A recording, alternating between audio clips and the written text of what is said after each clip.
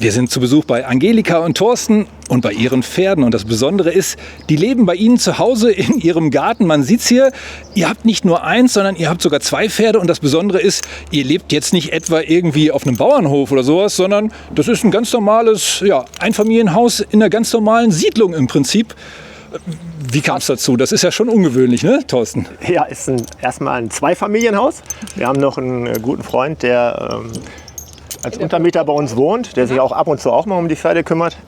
Und ja, wie sind wir dazu gekommen? Also ich hatte durch Zufall, glaube ich 2017 war es, einen Artikel in der lokalen Zeitung gesehen. Da war eine Anzeige, Wohnen mit Pferden in Schermbeck. Und ich wusste ja, dass wir sind hier in Schermbeck am Niederrhein, muss man unseren Zuschauern sagen, also in Nordrhein-Westfalen. Genau. Da habe ich den Artikel meiner Frau gegeben und ja, dann ging es relativ schnell. Die war auch begeistert, weil sie ja schon seit Kindheitstagen reitet. Mal mit eigenen Pferden quasi so einen Mini-Bauernhof zu haben. Und dann ging es relativ schnell und wir haben es dann gekauft und haben uns dann noch ein zweites Pferd angeschafft, weil wir hatten zu dem Zeitpunkt nur eins. Ja, können wir auch gleich nochmal erklären, man muss Pferde haben, wenn man hier leben will, in diesem Viertel. 2 Pferde, ja. Das sind 12 Häuser hier, die hier in dieser Einheit so sind. In der Gemeinschaft 12 mal 2. Genau, und man braucht 2 Pferde, weil wir zeigen jetzt mal so schön euren Stall hier, der in eurem Garten liegt. Ja, man darf Pferde nicht alleine halten, laut Tierschutzgesetz, glaube ich, ist das, ne? Ist es. Ja. Ja. Mindestens 2, das ist eigentlich auch schon zu wenig. Aber das Gute ist, die Ställe sind ja nebeneinander, die Pferde hören und sehen sich und kommen den ganzen Tag in kleineren Gruppen auf die Weide zusammen. Ja. Also deshalb muss jeder, der hier ein Haus gekauft hatte, musste 2 Pferde haben. Ja. Das war Bedingung. Stellt euch eure Pferde mal vor hier. Was sind das? Wie sind die? Oder wie heißen die? Das ist hier Valerie, das ist ein rheinisches Reitpferd in der Farbe Fuchs. Sie ist jetzt 11 Jahre alt. Und ja, wir reiten zusammen Dressur. Und das ist die Leila, eine Oldenburger Stute. Sie ist 14 Jahre alt und hat uns die große Freude letztes Jahr gemacht, schon ein Fohlen bekommen zu haben, sodass wir also auch einen weiteren Wunschtraum erfüllen konnten, nämlich ein eigenes Fohlen zu ziehen. Das haben wir ganz in der Nähe untergebracht. Das heißt, wir haben eigentlich sogar 4 Pferde. Ihr könnt gar nicht genug bekommen von Pferden quasi. So ähnlich. Ja. Wer ist das denn hier nochmal? Das ist die Leila, eine Oldenburger Elite-Stute. Die hat letztes Jahr ein Fohlen bekommen, die Federica. Wir haben nur Mädchen, also nur Stuten. Ihr habt nur Mädchen hier. Keine Hengste. Keine Hengste. Ja, bewusst oder unbewusst? Die darf man sowieso nicht alleine halten, Hengste. Das ist eine besondere Tierhaltung. Man könnte Wallache halten, haben auch die meisten hier. Sind, glaube ich, nur 4 Stuten. Ne? Der Rest sind alles Wallache. Wir haben uns bewusst für Stuten entschieden. Also jetzt bei dem Fohlen war das natürlich nicht bewusst, das konnte man nicht vorhersehen. Aber ich weiß nicht, ich habe es irgendwie mit Stuten. Ich reite die beiden ja hier auch selber und komme mit Stuten ganz gut zurecht. Ja. Also das ist ja schon mega ungewöhnlich. Ich kannte so ein Projekt noch nicht, dass man sein Pferd bei sich zu Hause im Garten hat. War das was, wo ihr schon immer von geträumt habt, das Pferd irgendwie näher bei sich zu haben? Ihr habt es früher wahrscheinlich ganz normal in so einem Reitstall untergebracht, ne? Ja, also bei mir ist es ja so, dass ich auch beruflich sehr viel unterwegs bin und dann es natürlich nicht so schön finde, wenn ich abends noch Fahrzeit zu Reitstellen habe und mich dann irgendwo in einer vollen Reithalle hinten anstellen muss, um mein Pferd zu reiten. Von daher ist es wirklich eine tolle Sache. Man hat auch die Möglichkeit natürlich den Futterbedarf individuell auszurichten. Wenn das Pferd mal krank ist oder eine Abschnittsdecke nach dem Reiten noch entfernt werden muss, ist es ein kurzer Weg. Allerdings haben wir auch permanent natürlich Heu im Stall und im Bett. und es ist auch schon natürlich in Teilen auch, man riecht es natürlich auch. Ne? Also es ist schon so, man gewöhnt sich an alles, aber wir haben ja den kleinen Mistcontainer hier hinterm Stall. Aber im Sommer, wenn es heiß ist, haben wir natürlich auch ein bisschen Fliegenbedarf oder Fliegenbelastung und dazu haben wir uns dann die Fliegengitter im Haus eingebaut. Ja. Also alles machbar, für mich ist ein Wunschtraum. Da muss ich sagen, das habe ich, als ich aus dem Auto gestiegen bin, auch gleich gerochen. Ja, man hält vor der Siedlung und hat so ein bisschen Geruch von Pferdestall. Das muss man dann natürlich schon lieben, aber ja. Und im Sommer ist es natürlich noch mal was anderes, ne? Weil es einfach dann auch jetzt die letzten Tage ja auch sehr heiß und sehr schwül war. Im Winter ist es weniger der Fall, wobei da hat man auch seine Herausforderungen. Wir hatten schon die Tränken eingefroren, obwohl wir beheizbare hatten. Wir hatten den Boiler eingefroren, also den Durchlauferhitzer. Wir mussten unsere Hallenbewässerung in der Reithalle, da kommen wir ja vielleicht vielleicht gleich noch zu auch Genau, abstellen. also man muss sagen, ihr habt auch noch eine eigene Reithalle hier so für die ganze Gemeinschaft. Das ist jetzt nicht eure eigene Reithalle, aber alle, die hier wohnen, können die nutzen. Also man hat viele Teile, die individuell sind, zum Beispiel alles, was hier im Garten und im Stall ist, aber alles andere sind Gemeinschaftsflächen, die wir uns mit 12 weiteren Eigentümern teilen. Und es war eigentlich, du bist eigentlich schuld, dass ihr hier lebt und es war eigentlich gar nicht deine Absicht. Du hast deiner Frau einfach nur Reitstunden geschenkt, wolltest ihr ein schönes Weihnachtsgeschenk machen, hat am Ende damit geendet, dass ihr hier hingezogen seid, ne? Ja, das war eine ganz lustige Geschichte. Also Angelika und ich kennen uns ja schon seit 35 Jahren, sind 25 Jahre verheiratet. Und in den ersten Jahren haben wir hauptsächlich zusammen, also wenn wir Sport gemacht haben, Tennis gespielt. Und kennt man vielleicht als Mann, man macht sich nicht so viele Gedanken um Geschenke. Und zu Weihnachten hat sie dann meistens ein Tenniskleid oder einen neuen Tennisschläger gekriegt. Und irgendwann sagte sie dann, das ist ein bisschen langweilig, lass dir mal was anderes einfallen. Und habe ich gedacht, boah, ja, okay, wie mache ich das? Und bin ich zu den Eltern gefahren und habe die Eltern gefragt, was Angelika als Kind, als Jugendliche mal gerne gemacht hat. Und da sagten die Eltern, ja, die war 2-3 Mal mit den Pferden in Urlaub, eine Woche Reitferien.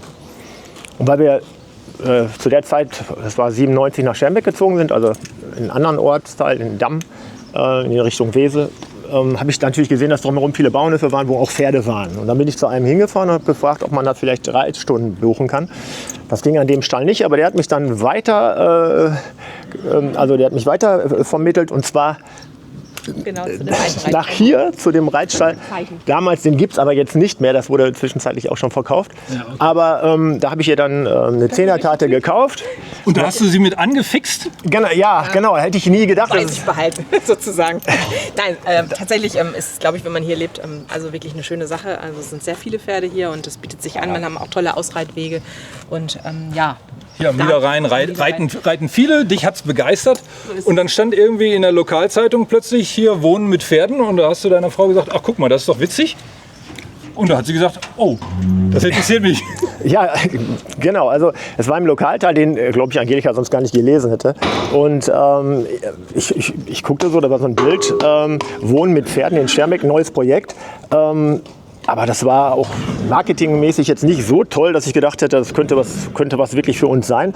Habe aber dann einen Artikel Angelika gegeben und sie hat den Artikel sich durchgelesen und hat dann festgestellt, dass die Frau, die das ganze Objekt vermarktet,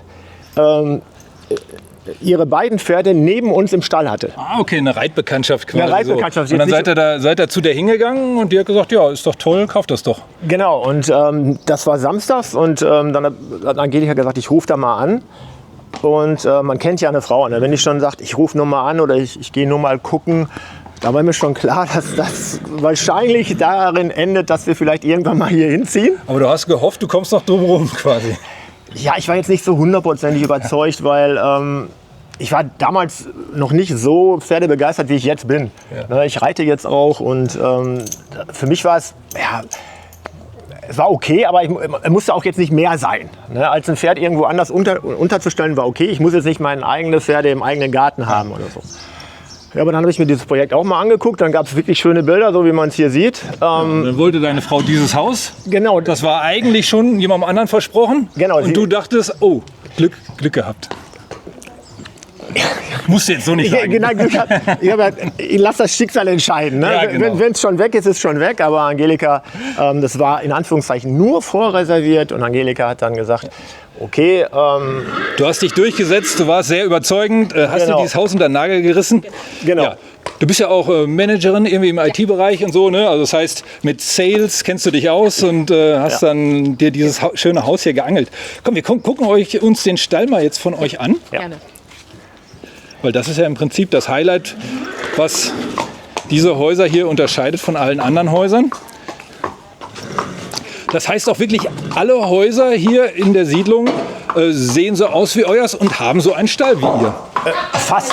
In den Außenmauern, ja. Und was halt in diesen Außenmauern passiert, das haben wir halt selber definiert. Ja, genau. Aber diese Stelle, so, die hat jeder hinten im Garten. Ja. Genau, das ist so. das ist so. Und wie gesagt, wir teilen uns die ganzen Führwege und die Weiden und auch einen Großteil des Futterbedarfs organisieren wir zusammen, wie zum Beispiel dort ist unser Heuunterstand, den wir auch in Eigenleistung dann erstellt haben. Und dort lagern wir eben auch unsere Heuvorräte und Strohvorräte. Ja, okay. Also ihr seid im Prinzip so eine Eigentümergemeinschaft mit den anderen Anwohnern, wie man das kennt, wenn man jetzt, sage ich mal, in einem Mehrfamilienhaus wohnt. Da hat man ja auch den Keller zusammen und so oder die Tiefgarage. Ja. Ihr habt jetzt einfach eine Reithalle zusammen und eine Wiese und alles Mögliche. Ja. Heißt aber auch, es fällt wahrscheinlich ganz schön viel Arbeit an. Ne? Wir gucken mal hier. Also ihr habt 2 Boxen, jedes Pferd hat seine eigene Box. Ja. Ja, die müssen natürlich jeden Tag gemacht werden. Ne? Also das fängt morgens um, ich sag mal, 6, 7 Uhr an mit dem Füttern. Dann die beiden Pferde zur Weide bringen. Dann die beiden Boxen reinigen. Ne? Den Mist wegmachen, neu einstreuen und schon mal Futter vorbereiten. Dann bleiben die 5, 6 Stunden auf der Weide und dann werden sie um 3, 4 Uhr wieder reingeholt, nochmal gefüttert und dann meistens vorbereitet zum Reiten. Ja. Als ich von diesem Projekt hier gehört habe, dachte ich, das müssen ja richtig alles Pferdeverrückte sein, sonst macht das ja keiner. So, jetzt, du lachst. Jetzt habe ich erfahren, das war gar nicht so, sondern es gibt Leute, die wollten hier einfach total, gerne wohnen und haben sich dann erst ein Pferd besorgt. Genau, ne? Das gibt es auch. Also wir hatten von Anfang an die Pferde. Wie gesagt, haben jetzt 4, aber es gab Leute, die sich eben aufgrund der sehr schönen Größe der Grundstücke als auch der tollen Lage hier sozusagen dann mit diesem Projekt ein Pferd zugelegt haben. Ja. Oder auch 2. Dann weiß man aber eigentlich so gar nicht richtig, was auf einen zukommt, ne? Ja, also es sind ja, jeder, der Pferde hat, weiß, dass es ein sehr kostspieliges Hobby ist. Man hat den Hufschmied, man hat natürlich die Unmengen an Futter, die Pferde fressen als Dauerfresser. Man hat aber auch Tierarztkosten unter Umständen, Wurmkuren, Regelimpfungen, all diese Sachen. Und das muss man natürlich mit berücksichtigen. Ja, okay. Und ich habe gehört, es gab jemanden, die wollte hier gerne wohnen. Wir können, glaube ich, darüber reden, weil sie wohnt jetzt mittlerweile nicht mehr hier. Die dann gedacht hat, vielleicht kann ich 2 kleine Mini-Ponys mir einfach kaufen. Da brauche ich nicht so große Pferde, weil ich will hier einfach wohnen. Ja? Und dann war die Idee, sich eben kleine Pferde zu holen, die dann teilweise auch im Haus mitgewohnt haben. Das ist ja schon dann so ein bisschen lustig, ne? Ja, das war lustig. Und ja, am Ende gibt es da jetzt auch eine Nachfolge. Und glaube ich, die Leute, die jetzt hier wohnen auch gerne hier, reiten die Pferde, bewegen die Pferde und haben auch Ideen, wie man das weiterentwickeln kann. Das heißt, wenn man hier sich denkt, irgendwie so, ich kann sowas irgendwie machen, ohne eine große Pferdeliebe zu haben, und dann kaufe ich mir so 2 kleine Mini-Ponys, ich weiß nicht, wie der Fachbegriff ist, das kann eigentlich nicht funktionieren, weil auch so kleine Pferde sind Pferde und das macht natürlich Arbeit. Und die Gemeinschaftsarbeit hier, irgendwie Ställe ausmisten und sowas, die hat natürlich jeder, der hier einzieht. Genau, ne? Jeder, der hier einzieht. Wir hatten uns im Anfang auch eine gemeinsame Hilfskraft geteilt, also Minijobber, der uns dabei geholfen hat. Aber mittlerweile habe ich ja das Glück, dass Thorsten nicht mehr arbeitet, im Vorruhestand ist und der schmeißt den Laden. Der mistet die Boxen, der bringt die Pferde zur Weide, der holt sie rein, wenn es hagelt und ist eigentlich immer da, um sich zu kümmern. Du bist also der Stallbursche hier, muss ich sagen. Ja, könnte man so nennen. Freiwillig natürlich, dir macht es auch Spaß. Ja. Nee, mir macht es Spaß und das war auch damals. Man nennt ihn auch Stutenkerl. Stutenkerl, okay. Ja, weil bis auf mein Pferd, was leider vor 1,5 Jahren verstorben ist, haben wir eigentlich nur Stuten. Und deshalb kam dieser Begriff zustande. Ne? Aber wenn man sich, ich sag mal, über Jahre mit diesem Sport beschäftigen muss, weil die Frau ihn betreibt, und man nicht völlig ignorant ist, kommt man irgendwann selber dazu. Und so war es bei mir auch. Und sind schon besondere Lebewesen. Ne? Also das ist jetzt nicht, wir haben auch eine Katze, ich weiß, wie Hunde sich verhalten, aber Pferde sind schon eine andere Hausnummer. Ne? Ja. Was fasziniert euch so an Pferden, dass ihr sagt, hier, wir wollen jeden Tag mit denen zusammen sein? Also ich finde, es ist eine sehr schöne Rückkehr zur Natur, also weil man ja eben mit dem Pferd immer draußen ist, egal bei Wind und Wetter. Also ich bin auch eine leidenschaftliche Ausreiterin, verreite gerne durch den Wald, da bietet Schermbeck natürlich sehr viele Möglichkeiten und ich schätze es, dass ich eben bei meinem normalen Arbeit eben auch an die Luft komme und das Pferd ganzheitlich zu pflegen, zu versorgen, ist eine ganz wunderbare Aufgabe.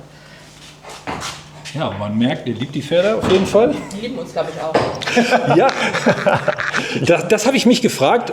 Macht das für ein Pferd was aus? Man weiß ja, Hunde, Katzen, das kennen die Leute so, die sind eigentlich den Herrchenbesitzern ja sehr, sehr, sehr zugetan. Ich habe mich gefragt, macht das für die Pferde einen Unterschied, ob die irgendwo in einem Stall wohnen oder ob die ganz dicht an euch dran wohnen?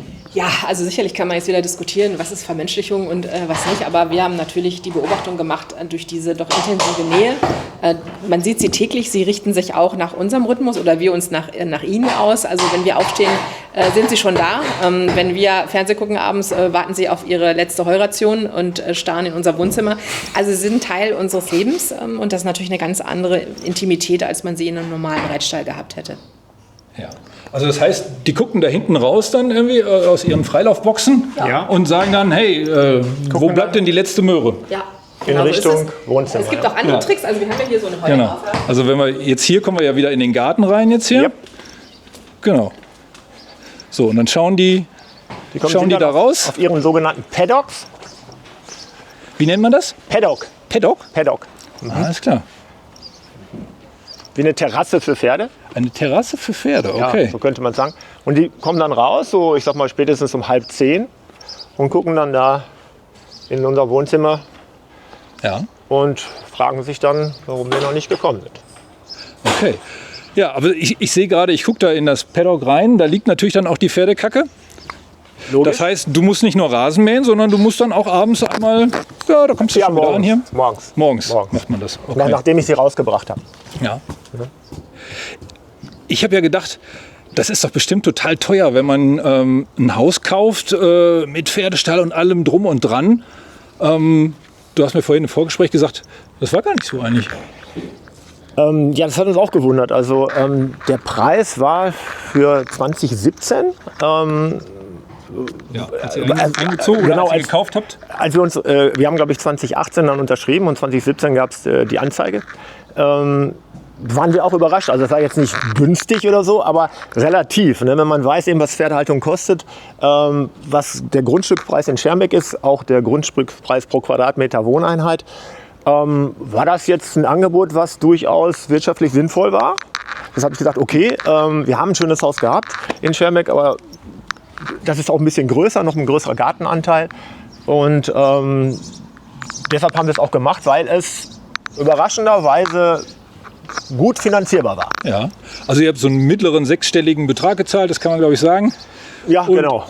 Genau. Und das ist ja, sage ich mal, für so ein großes Haus heutzutage ja, keine wahnsinnig hohe Summe. Nee, das Klar ist das jetzt Schermbeck auf dem Land, das ist nicht so teuer wie in der Stadt. Ja. Aber ihr habt natürlich auch ein tolles Haus und da kommen natürlich dann auch noch Baukosten für den Stall dazu und so. Ja. Also das ist im Prinzip gar kein schlechtes Angebot. Ne?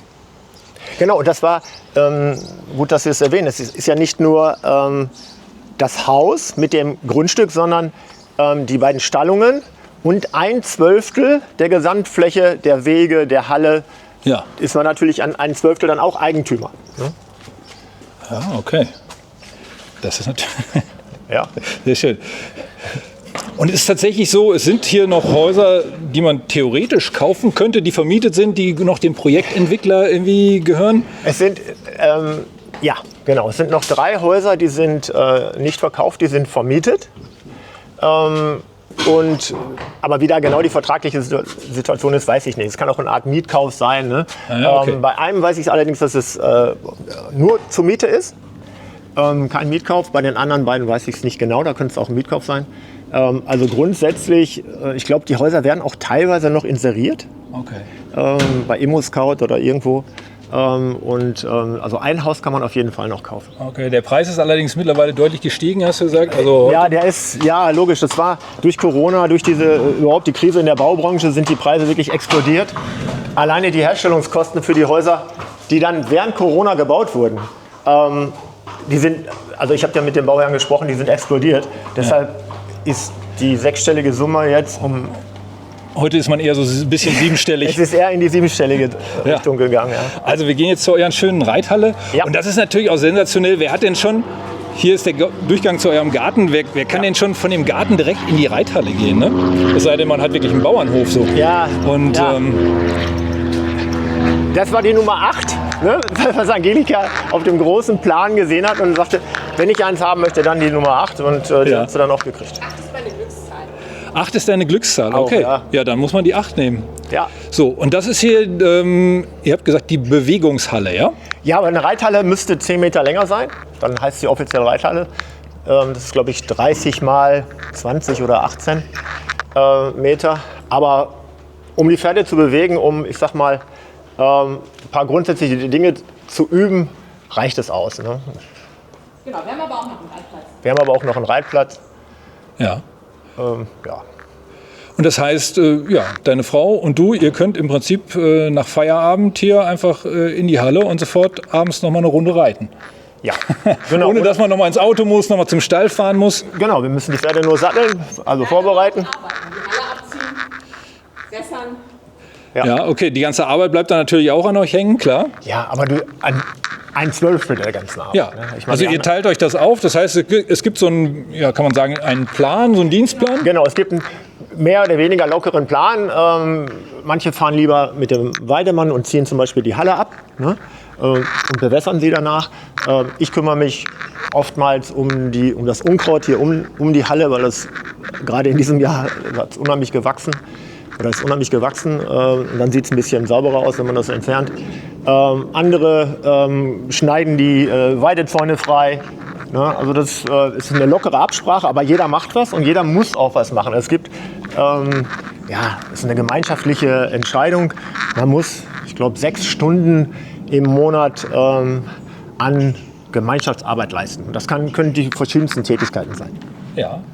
Ihr wart, glaube ich, auch so ein bisschen überrascht, wie viel Arbeit das ist. Ne? Ihr habt da eben hinten noch so eine Weide, da gibt es dann Bäume, dann muss man die freischneiden, damit die Straße dann irgendwie frei bleibt. Also Sachen, die so ein Bauer oder so ein Reithallenbesitzer normalerweise irgendwie von Berufswegen macht, das müsst ihr jetzt privat machen, das verlangt die Stadt dann auch von euch, ne?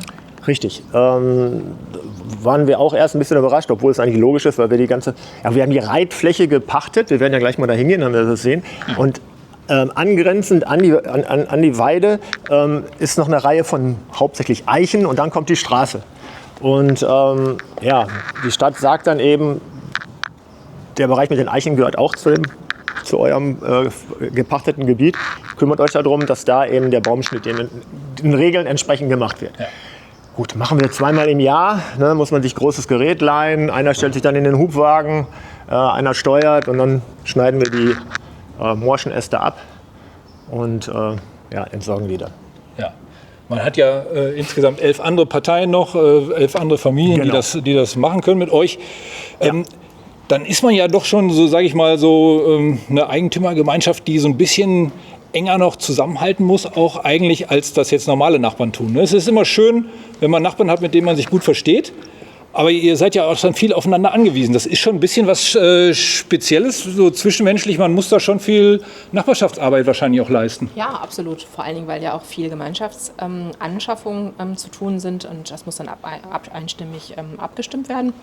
Und ja, dazu gibt es auch regelmäßige Eigentümerversammlungen, wo wir natürlich nicht nur die Dinge, die in so einem Hochhaus oder im Eigentumsverband zu klären sind, sondern wirklich auch die tierbezogenen Themen. Also wie zum Beispiel werden die Herden zusammengesetzt, welches Pferd kann mit wem gut, wie wollen wir düngen, ne? Wollen wir konservativ düngen oder mit Naturprodukten, wie wollen wir auch dem Unkraut Herr werden. Also sind viele gemeinschaftliche Themen, die abzustimmen sind und das machen wir eben in regelmäßigen Eigentümerversammlungen. Was hat euch so am meisten überrascht? Gibt es irgendwas, mit dem ihr so gar nicht gerechnet habt vor dem Einzug irgendwie? Obwohl ihr ja schon wusstet, wie viel Arbeit Pferde machen. So. Das hat euch ja jetzt nicht überrascht. Schon, ja, das stimmt, das wissen wir schon. Also eigentlich, was hat uns überrascht? Ja, eigentlich hat uns überrascht, dass es zum Beispiel am Anfang, als wir noch nicht alles selber gemacht haben und Thorsten noch nicht zu Hause war, es doch sehr schwierig ist, Leute zu gewinnen, die uns unterstützen. Also auf Minijob-Basis zum Beispiel regelmäßig auch dafür zu sorgen, dass die Tiere rauskommen, die Ställe gemistet werden, weil wir waren zu dem Zeitpunkt Vollzeit beschäftigt. Das war sehr schwierig, dass man da Leute findet. Ja. Und da ist mir klar geworden, wie das auch für normale Reitställe jetzt heute ist. Das ist sehr schwierig, dort einen kontinuierlichen Betrieb sicherzustellen. Ja. Ist das für euch so beruhigend, dass ihr wisst, so, ihr macht alles selber, die Pferde sind immer gut aufgehoben? Man gibt ja so als Pferdebesitzer ansonsten sein Pferd auch so ja, an so einen Reitstall ab und man merkt ja die ganze Zeit, also die meiste Zeit eigentlich nicht, wie wird da mit den Pferden irgendwie so umgegangen? Ja, absolut. Vor allen Dingen auch, wenn Pferde älter werden, ne? Und vielleicht auch besondere Bedürfnisse haben. Also wir haben hier den einen oder anderen Allergiker im Stall, der besonderes Heu zum Beispiel bekommt. Und das kann man natürlich viel besser organisieren als in so einem Reitstall, wo man sich dann immer ins Auto setzen muss oder für jeden Handgriff eben dann auch den Stallbesitzer fragen muss und das alles festzulegen. Also ich glaube, die Ansprüche steigen auch an das Tierwohl, also definitiv, weil man eben alles selber in der Hand hat. Und man muss natürlich ein Stück weit aufpassen, dass man sich nicht nur zum Sklaven macht, ne? Also wir freuen uns natürlich immer, dass wir jeden Tag früh aufstehen und dass wir auch immer schon unsere Schritte haben, wenn wir die Pferde rausgebracht haben. Aber manchmal muss man sich auch selber so ein bisschen züchtigen, dass man abends nicht nochmal die ganze Box leer macht, ne? Also nochmal die Köttel rausholt oder so. Das ist schon der Anspruch. Könnt ihr denn überhaupt irgendwie in Urlaub fahren? Gute Frage. Ja, Weil du hast gesagt, du bist eigentlich jeden Tag im Jahr ja eigentlich für die Pferde verantwortlich, Ja. musst dich um die kümmern. Da gibt es ja sonst keinen eigentlich, der es macht. Wie macht ihr das? Ja, wir haben jetzt eine Regelung gefunden. Hier hat sich von der Gemeinschaft jemand, eine junge Frau, zur Verfügung gestellt, mehr oder weniger, also, glaube ich, selbstständig gemacht. Und die bietet es an, die Vertretung zu machen. Ne? Und ist natürlich sehr gut, weil sie kennt unsere Pferde. Ne? Sie kennt das Prozedere hier. Da brauche ich jetzt keinen großartig von außen anlernen. Ne? Dem müsste ich erstmal genau erklären, wo was ist und wer was oder sie was zu machen hat.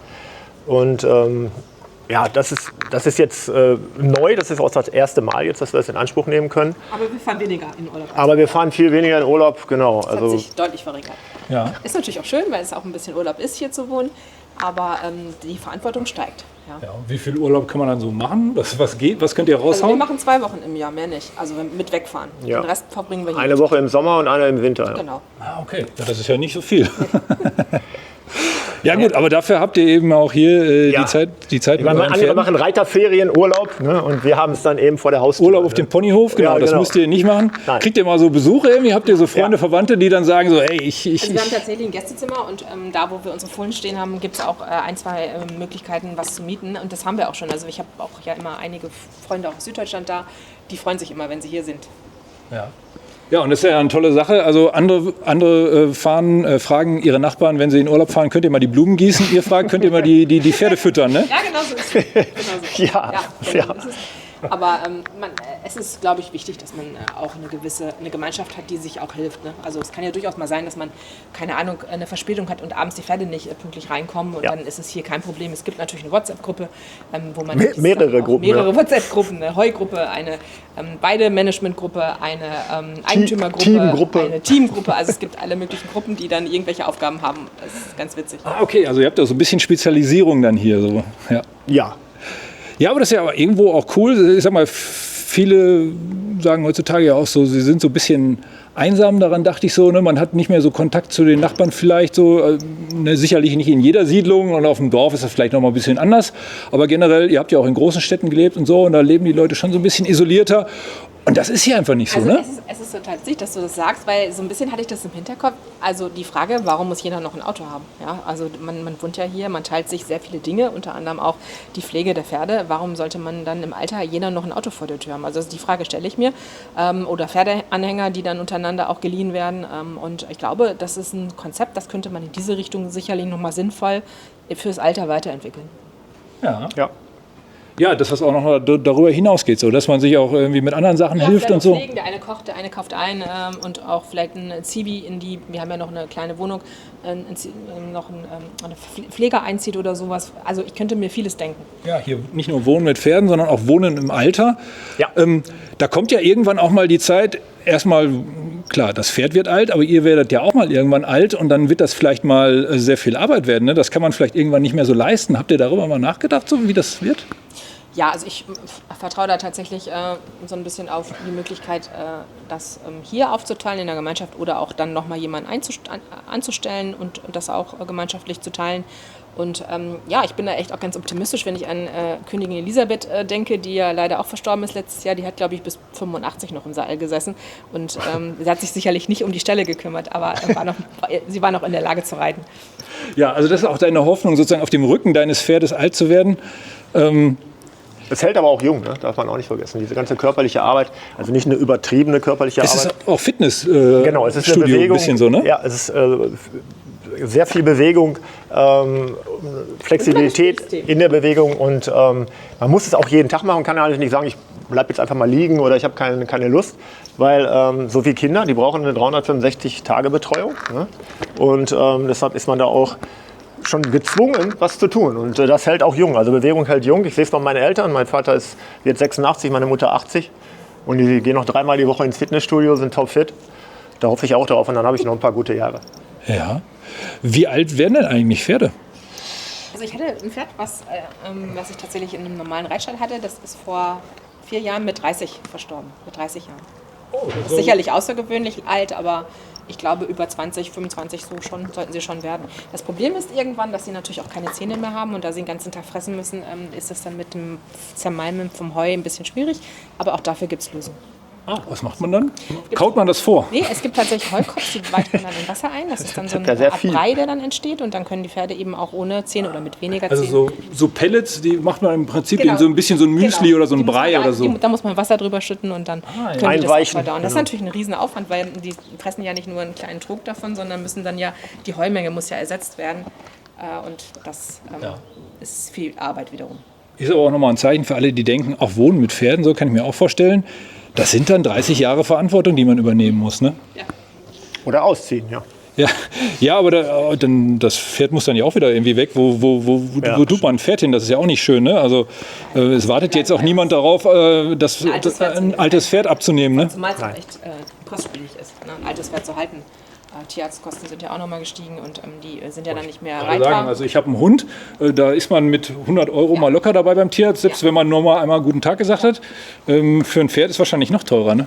Ja, also ich glaube schon mittlerweile kostet eine Grippeschutzimpfung, wenn der Tierarzt kommt, um die 150 €. Also ist schon recht viel, was man da noch nebenbei zurücklegen muss. Aber so ein eigenes Pferd hier zu haben, das fragt man sich so, ist das dann im Endeffekt günstiger, als wenn ich das in einer Reithalle irgendwie im Stall habe, weil ihr einfach viel selber macht? Genau, also es ist auf jeden Fall etwas günstiger, weil man eben genau den Grad der Eigenleistung, der Eigenerbringung natürlich selber bestimmen kann und weil man auch, ich denke mal, in der Gemeinschaft hier ja auch diese Gemeinschaftskosten wie Strom für die Halle, Bewässerung der Halle und auch die Arbeiten, weil man das ja auch wieder in der Gemeinschaft aufteilt mit Leistung gegen Gegenleistung und das nicht gleich bezahlt werden muss. Ich glaube, in Summe ist es günstiger, also das ist zumindest meine Rechnung. Ja, okay. Ja, dann gehen wir doch noch mal zu eurem Haus. Wir wollten ja noch mal ein bisschen auf eure schöne Terrasse gucken und so. Ja. Willst du vorreiten? Wobei die darf ja nicht mit ins Wohnzimmer. Nee, ja gut, da steht ein Pferd im Flur, ne? Hieß, glaube ich, so ein alter Schlager oder irgendwie sowas, ne? Ja. Da steht ein Pferd auf dem Flur, genau, das war's. Ah, könnt ihr über die Seite jetzt auch reingehen? Ja. Also hier, das ist einer dieser Führwege, so werden sie bezeichnet. Also ein Gemeinschaftsweg? Ja. Gemeinschaftsweg, genau. Und weil der fängt oder endet immer da, wo die Stallungen sind. Ne? Dann kann man also die Pferde aus den Stallungen rausholen und dann hier entlang führen.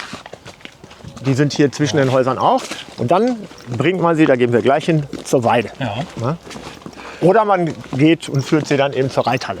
Das ist schon ziemlich ungewöhnlich, dass sowas auch genehmigt wird. Ne? Ihr habt vorhin schon gesagt, die Stadt hat es eigentlich nur genehmigt, weil hier vorher schon eine Pferdewiese war. Sonst wäre sowas wahrscheinlich gar nicht möglich gewesen. Genau, das ist hier, ich glaube, fast Außenbereich. Und im Außenbereich gelten ja immer besondere Bauvorschriften.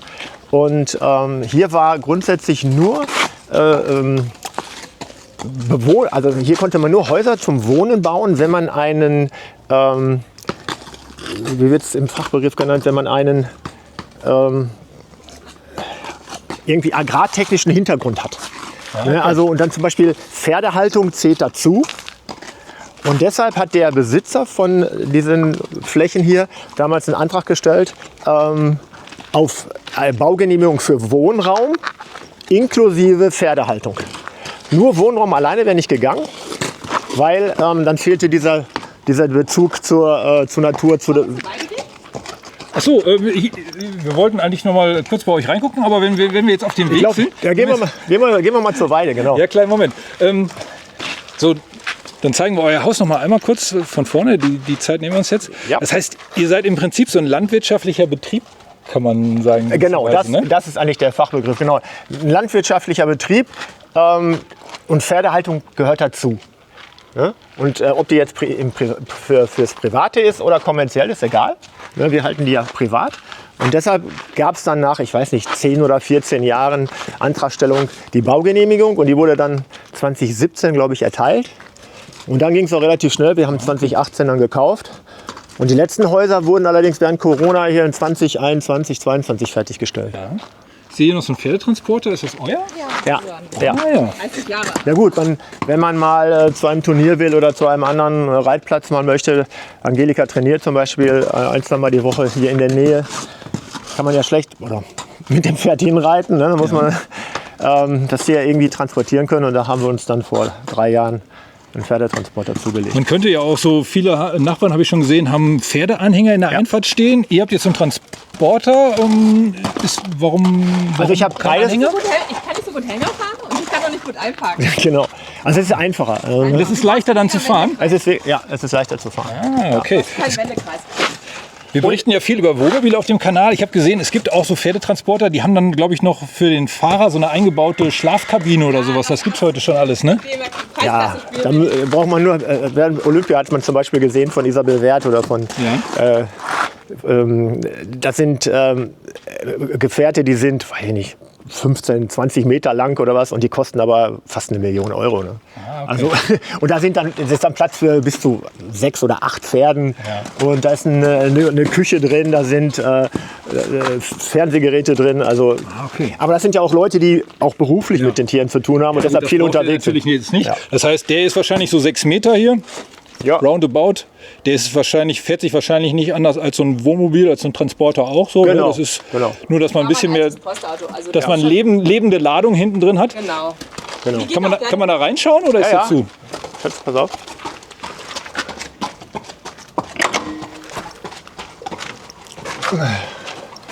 Ah ja, So, okay. Genau, dann wird das da kann ich jetzt drauf treten hier. aufgemacht. Ah, also das heißt, da ist jetzt Platz für 2 Pferde? Genau, für 2 Pferde. Ah ja. Genau, die kommen genau dann so drauf und müssen sich dann quer hinstellen. Ah, okay. Also da hinten, das ist jetzt gar nicht der Eingang für die Pferde hier? Nein, das ist bei den Anhängern so. Ja. Das ist hier für uns, ne? Eine normale Tür. Ja, also da kann man dann reingehen, wenn man zu den Pferden will, dass man Genau. jetzt nicht direkt bei denen sich daneben quetscht. Ja, man So, ich gehe jetzt führt mal das hier Pferd ja rückwärts rein am Strick und dann wird er hier festgemacht. Und am einfachsten ist es, die Angelika führt das Pferd rein. Okay. Also die Und ich gucken mach mit dem das. Kopf dann nach da. Genau, so in die Richtung. Beide, genau. Okay. Und Ja, hier auch geht. mal interessant. Ah, nee, da ist abgeschlossen. Ja, aber macht ja nichts. Ja, mach ruhig wieder zu. Ja, Pass auf, so. Ja, also das ist das schöne Haus von vorne, haben wir gerade schon gesehen. Da machen wir jetzt mal einen Cut, weil ich glaube, wir müssen ein Weilchen laufen, bis wir dann auf der Wiese sind. Ne? ja, 5 Minuten. Dann sehen wir uns gleich wieder.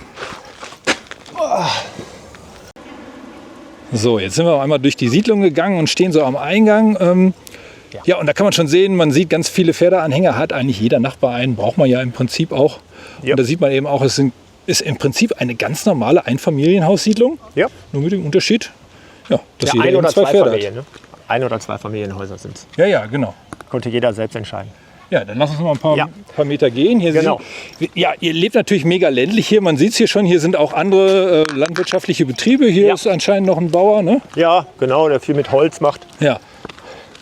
Ein großer landwirtschaftlicher Betrieb ist auch da hinter der Hecke. Da werden Rinder, spezielle Rinder gehalten und auch Pferde. Hier sehen wir auch noch mal die Stelle von den Nachbarn hier. Genau. Die haben die von den, ja.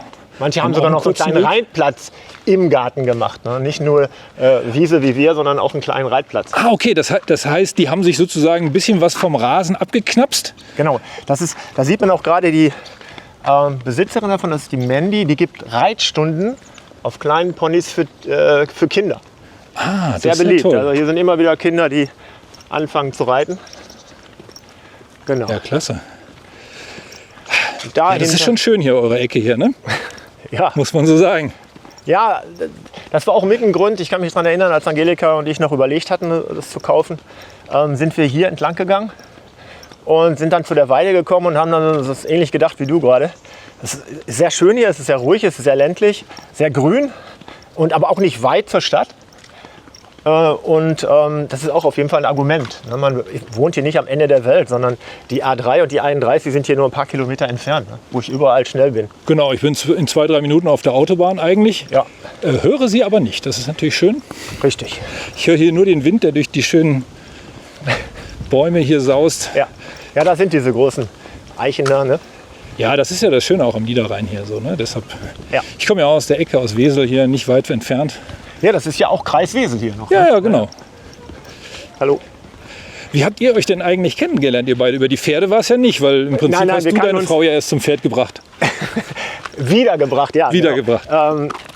Wir haben uns in Gladbeck, das war 1989, in einem, ja, so eine Art Pub, also quasi die einzige Lokalität, wo junge Leute sich damals getroffen haben, sind wir uns irgendwann über den Weg gelaufen. Da habe ich Angelika dann mal zum Drink eingeladen und dann haben wir Nummern ausgetauscht. Ja, und dann sind wir die letzten 35 Jahre zusammengeblieben. Deine Frau ist schon vorgeritten? Ja, dann wäre sie allerdings schon hier. Also, Ach so, doch nicht. ich habe auch, ich hab auch gedacht, sie wäre schon hier. wir sind mal so losgelaufen, weil Ja. wir dachten, deine Frau ist vorgeritten. Es kann aber auch sein, dass sie über den Führweg gekommen ist. Es gibt noch einen extra Führweg, da gehen wir gleich zurück her. Der extra angelegt wurde, damit man nicht über die Straße geht oder die Straße entlang geht, wie wir es gerade getan haben, ist dann ungefährlicher, weil müssen Sie sich vorstellen, oder man geht mit 2 Großpferden die Straße entlang, da kann es immer wieder zu Problemen mit Autofahrern kommen, die sich auch nicht unbedingt an die Geschwindigkeitsbegrenzung halten. Und deshalb wurde extra dieser Führweg gemacht. Das zwar ein paar Meter länger ist, aber auf jeden Fall sicher. Und da sieht man dann auch schön nochmal die Lipperau, wenn wir da gleich hergehen. Genau. Und hier sieht man, hier alles euers? ja, also das ist, das haben wir auch Moment, alles. Moment, wir müssen mal kurz stehen bleiben, damit ich das einmal so ein bisschen zeigen kann. Ja. Weil ihr habt hier eine riesen Koppel. Ja, also das sind sogenannte Winterpaddocks. Die Weidesaison geht ja von Anfang Mai bis Ende Oktober. Okay. Ja, da stehen die Pferde auf diesen 9 Weideflächen. Die haben wir in 9 Flächen eingeteilt. Ja. Die letzte ist übrigens da, wo der Strommast ist. Also da ist auch noch Okay. eine Fläche. Ne? Und Ende Oktober ist dann Schluss und dann kommen die Anfang November auf diese Paddocks. Das wird dann hier noch geschnitten. Und da haben wir sogenannte Heuraufen. Da wird dann ein Ballen Heu reingetan. Und da können die dann 6-7 Stunden, je nachdem wie lange sie draußen sind, können sie da fressen. Sie stehen dann aber nicht auf der Weide, weil dann würde man die Grasnarbe ja einfach zu stark gefährden, wenn es regnet oder schneit oder friert. Okay, ich wollte gerade fragen, warum müssen die dann quasi die Wiesenseite wechseln? Es geht einfach nur darum, weil ihr habt dann Die Wiese bald, zu schonen. ihr habt dann bald sonst keine Wiese mehr, Genau. sondern habt dann nur noch irgendwie braune Erde so und dann Genau. ist für die Pferde auch Genau. nichts mehr zu fressen da. Okay. Vollkommen richtig. Die wird dann, oder die Weiden werden dann geschont, das halbe Jahr. Und dann Ende oder Mitte April fangen wir schon an, hier, wenn das grüne Gras schon richtig gewachsen ist, die anzugrasen. Dann lassen wir sie mal eine Stunde, eine halbe Stunde, eine Stunde draußen. Und dann ab 1. Mai gibt es auch immer meistens in der Gemeinschaft eine Fete zusammen. Dann werden die Pferde auf die Weide gelassen und dann drehen die natürlich richtig ab. Ne? Dann freuen die sich dann ein halbes Jahr da, gucken quasi immer sehnsüchtig auf die tollen Weiden. Und dann werden sie losgelassen und dann geht es richtig ab. Also da muss man schon gut festhalten und dann aufpassen, wenn man sie loslässt, weil dann sind die einfach völlig begeistert. Ja. Ja, das kann ich mir vorstellen. Hier können sie ja nicht so richtig rennen. Das ist ja dann. Nee, das ist doch ein recht bisschen klein. Bewegung, ja, ne? Ja. Und den ganzen Tag fressen, auch mit anderen Pferden in Kontakt, ne? Weil die dann alle nebeneinander stehen. Aber richtig Spaß macht es denen natürlich auf den großen Weiden. Ne? Ja. Und hier reitet ihr dann auch? Nein, das ist rein Fressbereich für, okay. für die Tiere. Ne? Wo müssen wir denn jetzt hin? Also unsere Pferde stehen jetzt zum Beispiel, hier ist ja die Weide 1, da ist die 9. Ja. Und unsere beiden würden im Moment auf der 6 stehen. Ah, okay. Ne? So. Da stehen ja im Moment 3. Also das hat die Angelika ja vorhin schon mal gesagt. Das ist auch immer ein Abstimmungsthema. Welche Pferde stehen zusammen auf welcher Weide? Ne? Weil wir haben auch schon festgestellt, ein Pferd wurde schon mal sogar schwer verletzt vom anderen, weil die einfach nicht miteinander klarkommen. Und da muss man einfach am Anfang gucken, auch wenn Leute neue Pferde bekommen. Ne? Vielleicht ist eins gestorben oder wurde abgegeben und dafür wurde ein anderes gekauft. Ja. Also so ähnlich wie mit Menschen. Die Tiere müssen miteinander klarkommen. Oder auch bei Hunden so, die kloppen sich Oder auch wahrscheinlich manchmal. auch Das bei kann bei Hunden. Pferden auch passieren. Ja, absolut. Also ein Pferd wurde sehr, sehr schwer verletzt, musste in die Klinik 2 Wochen. Beißen die sich oder treten die sich? Oder? Oftmals treten die sich. Also Stuten treten, keilen nach hinten aus. Wallache, weil sie früher mal Hengste waren, sind es gewohnt, auch zu beißen. Die sind jetzt nicht so die Weltmeister im Treten, machen das aber auch. Ne? Aber Stuten sind da schon relativ gut drin, im nach hinten auskeilen. Okay. So, jetzt müssen wir mal gucken. Also deine Frau finden wir hier irgendwie nicht. Die müssen wir jetzt erstmal wieder suchen irgendwie, ne? Also ich denke mal... Die ist ja nicht hier auf der Wiese. Nee. Gut, dann machen wir noch mal einen kleinen Break hier und dann gucken wir, dass wir die Angelika wieder Ja, finden. genau. Also ich weiß nicht, ob sie den... Aber den Führweg alleine kann sie eigentlich nicht gehen, da müsste sie 3 Gatter auf und zu machen. Wir werden sie wieder finden. Ja, verloren gegangen ist sie nicht. So, da sind wir wieder und die Angelika haben wir gefunden und die Valerie auch. Ja, Genau, wir sind jetzt fertig. Wir haben ein bisschen was gemacht heute, nicht zu viel. das Pferd wollte einfach nicht mit auf die Wiese. Du hast gerade gesagt, als die Tür aufging vom Pferdewagen, da ist sie sozusagen abgedampft, hatte Ja. keinen Bock. Genau, sie wollte bei ihrer Freundin bleiben. Die hat wahrscheinlich gedacht, sie wird wieder verladen. Genau, und ist weil dann wir vorsichtshalber schon mal weggerannt. Fahren wir immer zum Training. Damit muss man dann auch leben, dass so Tiere ihre Eigenarten haben und dann kann man sie auch nicht zwingen, ne? Doch, also was heißt zwingen natürlich nicht, aber man kann sie überzeugen. Ich habe jetzt aber leicht nachgegeben, weil ich wusste, dass du in guten Händen bist und ihr hattet ja auch einen kleinen Fußmarsch vor euch. Und, Ja. Ich hatte Beistiefel an, da bin ich Nein, wenn die Valerie nicht möchte, dann wollen wir sie auch nicht auf die Wiese zwingen. Auch Fütterungszeit, das muss man dazu sagen. Ah ja, komm, dann füttern wir sie doch einfach noch mal kurz, bevor wir bei euch noch mal reinschauen. Ja. So.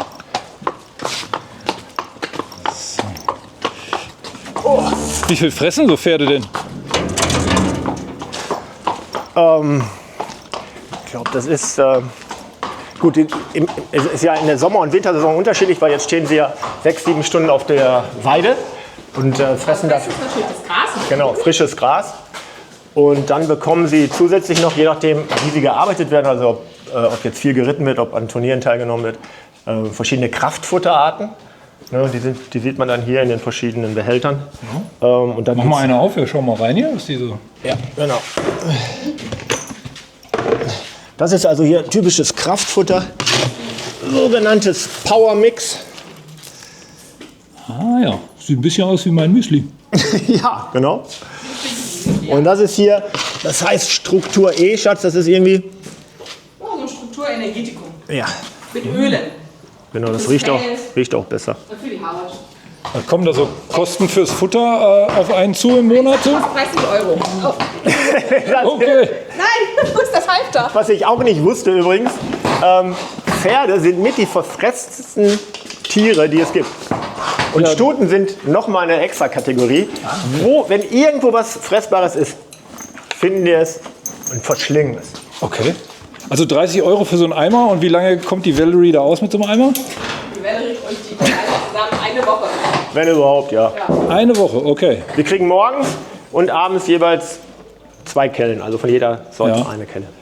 Aber dann, weiß ich nicht, dann hat man mit ja, weiß ich, 120, 150 Euro im Monat hat man so Pferde dann gefüttert schon. Nee, es kommt das Heu dazu. Heu auch noch. Ja, genau. Ja, genau. Das ist jetzt. Ein Bein kostet 75 Euro. Ein Ballen kostet 75 Euro, Da okay. kommen wir im Monat mit aus. Ja. Okay. Ja, aber dann ist man so mit knapp über 200 Euro Futter ist man dann durch. Ja. Da gibt ja einer für seinen großen Hund teilweise mehr aus im Monat, glaube ich. Ja, das ist natürlich jetzt mit der, in der Sommersaison mit der Wiese natürlich praktisch, ne? Weil die kostet ja eigentlich erstmal nichts, ne? Außer unsere Pflege. Dünger und Genau, die sind Samen. ja 6-7 Stunden draußen und fressen da Gras. Ne? Das ist ja im Winter nicht der Fall. Da wird natürlich, habe ich dir ja vorhin gezeigt, auf diesen Winterpaddocks in die Raufe auch einen Heuballen gestellt. Und den essen die dann auch lässig im Monat weg. Ne? Ja. Plus dem Heuballen, der dann auch hier steht. Wir haben hier noch besonderes Futter, weil die leider allergisch ist. Und vor allem gegen Staub. Und da haben wir eine Zeit lang das Heu immer nass gemacht, also in einem Behälter nass gemacht und ihr dann gegeben. Erstmal wird es nicht so richtig schön sauber und zweitens natürlich auch immer eine extra Arbeit, die man da hat. Und dann gibt es aber hier so abgepackte staubfreie Heuballen. Und die sind hier in diesen Paketen drin und die machen wir dann auf Okay, dann und füllen die dann hier Futter. Genau. Das ist dann schon vorbefeuchtet. Braucht man dann selber nicht mehr behandeln und das essen die sehr, sehr gerne. Gibt es denn eigentlich für euch so Auflagen, wenn man hier wohnt, die man so einhalten muss, dass die Pferde auch irgendwie artgerecht gehalten werden? Gibt es da jemanden, der das überprüft? Kommt da regelmäßig der Amtstierarzt vorbei? Also erstmal sind die Rahmenbedingungen in der Zusatzvereinbarung natürlich festgehalten. Ne?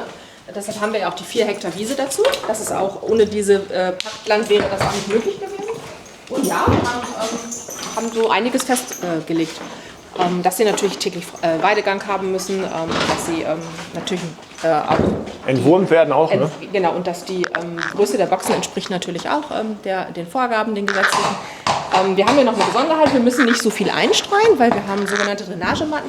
Das heißt, hier, es riecht ja wahrscheinlich auch, es riecht hier nicht nach Ammoniak oder so, weil wir müssen auch nicht so viel Stroh einstreuen, weil unter diesen Drainagematten liegt Kies. Das heißt, die Pipi und das kann ablaufen und man muss es jeden Tag nur säubern, also rausholen, die Äpfel. Ja, man muss sagen, also es riecht hier nicht schlecht eigentlich im Stall. Hier ist natürlich auch immer so ein bisschen Luft, aber das ist jetzt keine große Geruchsbelästigung hier. Jetzt, genau, ne? also wir sind dadurch auch ein bisschen rohstoffarm, also in Form von, wir geben nicht so viel Rohstoffe, verschwenden wir nicht in Form von Stroh, das dann wieder weggeschmissen wird mitsamt der Äpfel, sondern wir streuen hier nur ganz wenig Holzspäne ein, weil wir die Äpfel eben auf diesen Drainagematten so nehmen können, wegnehmen können. Ja. Und das überprüft dann noch irgendwie ein Veterinäramt oder die Stadt oder so? Theoretisch Oder? können die hier Stichproben machen. Wir hatten zu Beginn auch, insbesondere, also nicht zu Beginn, wir haben auch hier einen Pferdewirt auf der Anlage und hatten anfangs eine externe Pferdewirtin, die regelmäßig auch quasi Begutachtungen gemacht hat, ob die Pferdehaltung artgerecht ist. Und jetzt zwischenzeitlich ist unser Nachbar tatsächlich Pferdewirtschaftsmeister und der steht uns natürlich auch mit Tipps und Ratschlägen zur Seite. Ja, okay. Und hat man da besondere irgendwie, weiß ich, Abgaben, Steuern oder irgendwas, was man irgendwie Nein, noch so... nicht. Das ist ja sehr umstritten. Also man möchte am liebsten eine Pferdesteuer einführen. Das Einzige, was man hat, das kann ich auch noch mal zeigen. Wenn wir hier das örtliche Ausreitgelände in Wesel benutzen wollen, haben wir natürlich sogenannte Reitmarken, also quasi ein kleines Nummernschild. Ne? Wesel, das muss man haben, wenn man die öffentlichen die Reitwege benutzt. Und damit siehst du, habe ich auch. Für Pferde. Genau, und damit zahlst du auch ungefähr 40 € im Jahr für eine Plakette, für ein Pferd. Das muss auch entrichtet werden bei der Gemeinde, also bei der Stadt Wesel, für das Benutzen von öffentlichen Wegen. Okay, aber für das Haus, für das Grundstück hier habt ihr ansonsten keine ungewöhnlichen Kosten, die man als jeder andere Hausbesitzer nicht hätte. Also Grundbesitzabgaben, Grundsteuer, Genau, Grundsteuer. aber sonst nicht. Ja. Ja, lasst uns doch noch mal reinschauen. Ja, gut. Vor euch ein bisschen. Ja, So, ihr habt jetzt hier ein bisschen Ruhe. Genau. Ja. genau. Das ist ja schon so ein bisschen ungewöhnlich. Manchmal, also das ist sicherlich nicht was für jeden und manchmal will man so ein Haus ja auch verkaufen. War das mal eine Überlegung, die ihr angestellt habt? Irgendwie, wenn ich mein Haus verkaufen will, finde ich dann irgendwie jemanden, der das uns abkauft und so? Weil so ein Haus wird man natürlich jetzt nicht so schnell los wie ein anderes schönes Haus. Ja, ist lustig, weil als wir mit unserer Bank gesprochen haben, haben die genau das auch gesagt. Die haben gesagt, ja, die kommen ja dann vorbei und schätzen den Wert des Hauses, ne, wenn man jetzt einen Baukredit haben möchte. Und dann haben sie genau das gesagt, was du gesagt hast. Ja, also das ist ja schwerer vermittelbar, weil das ist ja schon eine Einschränkung, dass es eben Leute sein müssen, die Pferde halten. Also muss Pferde halten. So. Ja, dazu braucht man aber auch nur zu wissen, dass Deutschland auch ein absolutes Pferdeland ist. Ja? Es werden unheimlich viele Pferde gehalten, auch in Nordrhein-Westfalen war, glaube ich, sogar mal der Kreis Recklinghausen, der pferdereichste Kreis in Deutschland mal eine Zeit lang. Also Pferde ist ein Riesenthema in Deutschland und man findet sehr, sehr viele Menschen, die genau nach so einem Objekt suchen. Also, weil es eben auch sehr, sehr selten ist. Ne? Und wenn ich Pferde habe, wenn ich mit meinen Pferden wohnen will oder leben will, nicht wohnen, sondern einfach mal leben, oder ich möchte eine Möglichkeit haben, dass ich relativ schnell bei meinen Pferden bin. Manche müssen eine halbe Stunde, dreiviertel Stunde mit dem Auto aus, weiß ich nicht, Duisburg nach Wesel fahren, weil da das Pferd steht. Das brauche ich hier nicht. Und ich meine, bei 82 Millionen Einwohnern wird man immer jemanden finden, der dieses Objekt unbedingt haben will. Also da bin ich mir relativ sicher. Und das hat die Bank auch relativ schnell eingesehen. Und dann gab es auch keine Probleme mehr mit irgendwelchen Kreditthemen oder sowas. Und die haben den Wert des Hauses damals auch schon viel höher eingeschätzt, als er eigentlich war. Okay. Das heißt, im Prinzip, Was wollte ich jetzt sagen? Jetzt habe ich lange gequatscht. Jetzt bin ich hier raus. Also es ist überhaupt gar kein Thema, dieses Haus wieder zu verkaufen. Ja. Wir haben also schon... Kriegt ihr auch oft so Anfragen, hey, hör mal, das fänden wir auch cool, wie kann man so wohnen, wie kann man an so einem Haus kommen? Also gute Freunde von uns, die in Österreich wohnen, weil die beruflich da zu tun haben, wir besuchen uns regelmäßig. Als die letzte Mal hier waren, haben die sich sogar aktiv um eins der Häuser hier bemüht.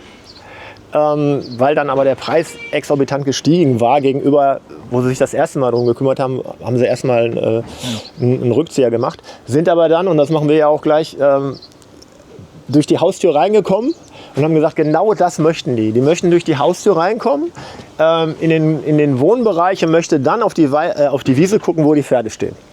Ja, und das werden wir uns gleich mal angucken. ja, genau. Und das, Und das hat übrigens nicht jedes Haus. Ne? Von der Baustruktur her sind von außen her, hat die Angelika vorhin schon mal gesagt, alle gleich. Aber von innen sind sie sehr individuell gestaltet. Da hat jeder also Möglichkeiten, der konnte eine Einliegerwohnung machen, man konnte 2 Eingänge machen, einen Eingang machen, man konnte die Räume wählen. Der Stall ist auch nicht immer direkt, sage ich mal, so an derselben Stelle. Die Grundstücke sind jetzt nicht ganz gleich aufgebaut. Nein, die sind auch unterschiedlich groß. Hier ist es jetzt so, die Nachbarn haben den Stall auch so im Prinzip so ein bisschen so wie ihr, das sieht man da. Nein, es sind 6 Stallungen für die 12 Häuser. Das ist immer gleich. Also die benachbarten Häuser haben immer eine Stallung. Und die eine Seite ist dann immer 2 Boxen für das rechte Haus und die linke Seite für das linke Haus. Ne? Ich hatte so den Eindruck, dass die Ställe nicht immer in der gleichen Position zum Haus stehen, je nach Grundstückslage. So, ne? Die stehen so ein bisschen anders. Das ist richtig, das ist vollkommen richtig. Ja, manche haben die Westseite, wir haben die Paddocks in die Nordrichtung, manche haben sie in die Südrichtung. Das ist unterschiedlich, je nachdem, bei welchem Haus man guckt. Ihr habt hier vorne, aber das ist keine Pferdetränke, das ist einfach nur ein schöner Zierteich, ne? Ja, das ist eigentlich für uns zum Abkühlen mal. Also dann, um die Füße reinzutun. Ja, man kann, das ist fast 1 Meter tief, man kann sie auch hier bis zur Hüfte reinstellen. Ist auch eine Pumpe dran. Ja, einfach nur. Ich würde sagen, du hast hier, ist das so ein. Ein Riesenpool, ja. Nee, genau, das ist doch so ein Chlorbecken, kann das sein? Also nicht ein Chlorbecken, sondern das hier. Ja, das ist so ein Chlorschwimmer oder sowas? Ja, das stimmt, da ist eine Chlortablette drin. Ne? Weil, sonst hast du da die Algen drin. Also es wird ruckzuck grün. Ja. Es wird ruckzuck grün, hier irgendwelche Pollen oder Samen, die durch die Gegend fliegen. Genau, das ist auch so eine kleine Pumpe, die das sauber macht. Die Technik ist da drin. Das ist nur, wir haben gesagt, okay, wir wollen jetzt keinen großen Pool, sondern sich im Sommer mal abzukühlen. Kannst du dir deine Hufe kühlen quasi? Ich kann mir meine Hufe kühlen, genau. Ja, deine Frau braucht, glaube ich, noch ein bisschen. Wir gehen einfach mal rein. Wir gehen einfach mal rein, genau. Das ist dann auch so mit den Pferden, die Zeit muss man sich nehmen. Da geht dann auch nichts drum, so, ne? Also das hat dann schon Vorrang. Gleich ist auch 6 Uhr, ne? Dann ist schon wieder Fütterungszeit. Ah ja. Okay, hätte ich gewusst, dass du kommst, hätte ich hier nochmal aufgeräumt. Ah, musst du nicht. Alles gut, ist nicht nötig. Ne? Und genau, es ist also, da ist ja der Eingang, der Haupteingang, ne? Die Haustür. Da ist übrigens die Katze. Ja, so. Die Maya. Eine Katze habt ihr auch noch. Hallo, Katze. Ja, ist natürlich auch ein Mädchen, ne? Ah, ja, das ist ja euer Gästezimmer wahrscheinlich. Das ist Gästezimmer, genau, wenn wir Gäste haben. Ansonsten ist es Mayas Zimmer. Ah, ja. Du hast dein eigenes Zimmer, sehr cool. Maya, hallo Maya. Die ist aber hübsch. Ja, ist so eine Maine-Kuh. So, ja, also jetzt sind wir im Prinzip hier, hier an der Eingangstür. Ja. Da ist der Transporter, hier guckt man rein. Ja. Und dann kann man wirklich genau wie in einem Prospekt gerade durchgucken bis auf die... Jetzt gucken wir mal, jetzt machen wir im Prinzip, rollen wir mal alles von vorne auf. Genau. So. Schöne freie Treppe habt ihr hier auch. Ja, war Angelikas Idee. Eben um das nicht zuzubauen, ne? Um diesen Blick nicht zu verbauen. Und dann sieht man eben da schon die Pferde stehen, wenn sie draußen sind. So, ja. Man kann sogar jetzt auf Und hier beim Essen, ne, hier ist unser Esstisch, da ist die Küche. Also wir haben immer Blickkontakt zu den Tieren. Ja, jetzt verstehe ich auch, was ihr meintet. Abends, wenn ihr hier sitzt, die Pferde gucken dann raus, schauen zu euch rüber. Die können euch im Prinzip hier am Esstisch oder in der Küche könnt ihr euch im Prinzip sehen. Die würden jetzt schon gucken, weil um die 6 Uhr ist immer Fütterungszeit für Kraftfutter. Ja. Und die haben ein unheimliches Zeitgefühl. Ne? Egal, die richten sich nach der Sonne oder was, ob Sommer oder Winter, die kommen zu den gleichen Zeiten raus. Und was wirklich überraschend ist, wenn man mal nachts aufsteht, zum Trinken oder zur Toilette geht, egal wie leise man ist, die Pferde merken das und kommen sofort raus. Echt? Ja. Das Ich war wirklich überrascht, auch wenn es stockdunkel ist oder so. Sobald sich hier was tut, merken die das. Ah ja. Ja, man braucht oben nur also im Schlafzimmer zur Toilette gehen. Hellhörig wie ein Hund. Absolut, die merken das, also die haben ja ein unheimlich gutes Gehör wohl auch. Ja. Wenn sich irgendwas tut. Und da könnte natürlich auch was zu fressen geben. Ja. Schönen Raum habt ihr hier. Ja, es war auch Haben wir mal so eine richtige Höhe hier, das ist natürlich mit den Lampen da, das sieht dann natürlich spektakulär aus, ne? Ja, wie gesagt, das ist eine Möglichkeit, das individuell zu gestalten. Wir haben gesagt, okay, wir wohnen eher nur zu zweit hier, wir brauchen jetzt also nicht unbedingt dann noch einen Raum. Ne? Wie wäre es mal mit so einer Art Luftraum, ne? Wo man dann von beiden Seiten hergehen kann. Ja, das hat der Architekt dann übernommen, hat es dann statisch So viel Individualisierung war dann möglich. Das war möglich, genau. Manche haben auch, glaube ich, die Decken noch höher gemacht. Also das war, da hat man sehr viel Spielraum gehabt. Ne? Wenn man die eigenen Ideen eingebracht hätte, war das hier kein Thema. Genau.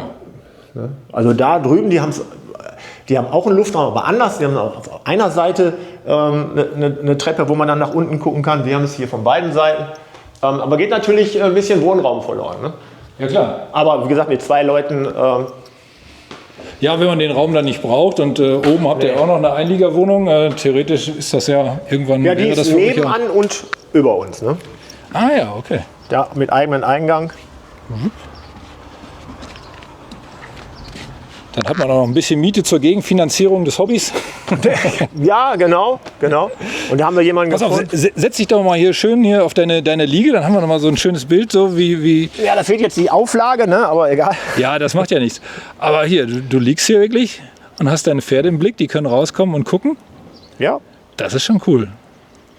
Ja, Es sind jetzt, glaube ich, viele Pferdefans, die euch so ein bisschen beneiden. Ja, kann ich verstehen. Aber es ist, wie gesagt, jetzt auch eine Lebenseinstellung. Ne? Also, und ich glaube, es ist, was viele vielleicht Mädchen, junge Frauen, für die ein Thema ist, dass ihr Partner vielleicht nicht so pferdeaffin ist. Ne? Was ich am Anfang auch nicht war. Also hätte Angelika vor 30 oder 25 Jahren gesagt, wir ziehen jetzt irgendwo aufs Land mit Pferden zusammen. Also ich glaube, da hätten wir noch mal intensiv drüber diskutieren müssen. Ne? Aber ich wurde da auch, also viele Freunde von mir sagen zum Beispiel, ey, Wahnsinn, wie kannst du das machen mit den Pferden? Die Fliegen, der Geruch, der Gestank, der Mist. Boah, nee, das wäre nichts für mich. Genauso habe ich auch gedacht. Aber wenn man jetzt sag mal, mit Fußball und Tennis irgendwie groß wird und mit Pferden nie was zu tun hatte, dann kennt man... Man weiß eben nicht, wie viel Spaß man das auch machen kann. Man muss es einfach mal versuchen.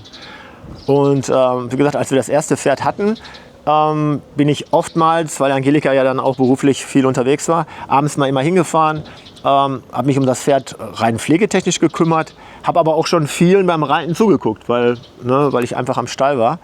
Und also wurde ich ganz langsam an dieses Hobby herangeführt. Und dann irgendwann kam ich dann selber mal auf die Idee, mich draufzusetzen, als wir das richtige Pferd hatten für mich. Und ich kann nur sagen, es macht wirklich sehr viel Spaß und es ist auf jeden Fall viel, viel komplizierter, als es von außen aussieht. So ähnlich vielleicht wie Skifahren, wenn man denkt, oh ja, das gucke ich mir an, stelle mich auf die Bretter und fahre mal runter.